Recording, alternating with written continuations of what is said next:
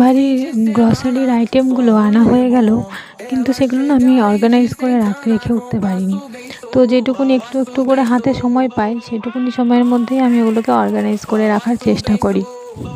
হাতে অল্প একটু সময় ছিল, তাই ওগুলো একটুখানি করে নিলাম অর্গানাইজ। তারপরে ভাবলাম ব্রেকফাস্টে কী বানানো যায়। তা রুটি তো আমাকে বানাতেই হবে, কারণ এটা মাস্ট। রুটিটা আগে বানিয়ে নিলাম, তারপরে সবজিপাতি দেখলাম অনেক রকমেরই রয়েছে। একটু একটু করে সমস্ত সবজিগুলো দিয়ে একটা পাঁচমিশালি তরকারি আর একটা মটরশুঁটির তরকারি বানিয়ে নিয়েছিলাম। তারপরে ভাবলাম আর কী করবো, শেষ করতে একটা ডিম সেদ্ধ। তো এই ডিম সেদ্ধ করতে গিয়ে না আমার একটা কথা মনে পড়ে গেল।